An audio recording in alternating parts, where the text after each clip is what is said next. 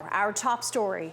Ukraine's President Volodymyr Zelenskyy made an impassioned and very personal appeal to Canadians for more help for his country.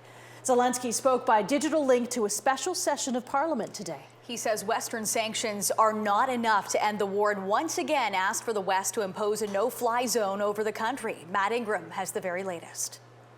Can you imagine famous CN Tower in Toronto if it was hit by Russian bombs? Speaking directly to Canadians in a special address full of references to our cities, Volodymyr Zelenskyy asked us to imagine if Canada was under attack. I would like you to understand, and I would like you to feel this, what we feel every day. He thanked Canada for its help so far, but said more is needed, including tougher sanctions and a no-fly zone, noting nearly 100 Ukrainian children have died since the war began. Close the airspace. Please stop the bombing. How many more cruise missiles have to fall on our cities? We have imposed severe sanctions on 15 new Russian officials. As he introduced the president, Prime Minister Justin Trudeau announced new sanctions on Russian officials, including government and military elites who helped in the invasion.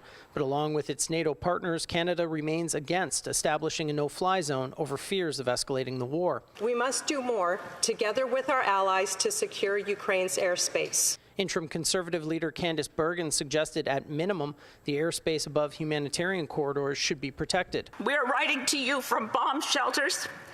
The former Green Party leader Elizabeth May became emotional as she recited a letter from Ukraine's Green Party leader asking for a no-fly zone, describing her response to him.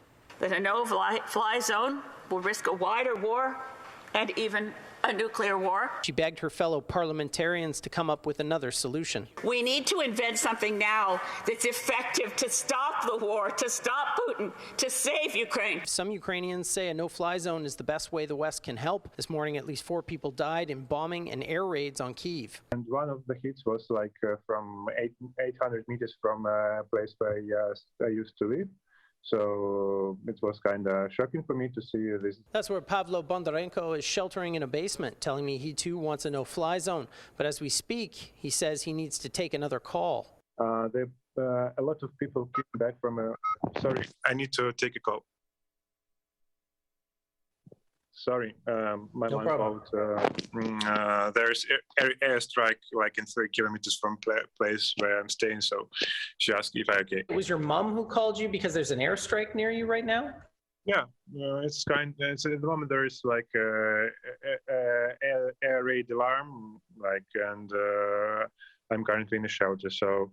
Yes, there's rocket strikes at the moment in Kyiv. Bondarenko's mother wanted to make sure he was alive. He says the attacks worsened during the nights. It's pretty calm during day, but kind of bad during night. He spends his days finding technical and medical supplies to support the Ukrainian armed forces and says he and the rest of Kyiv will defend the city no matter the cost. We will fight till our last ammunition, and it will be bloodbath.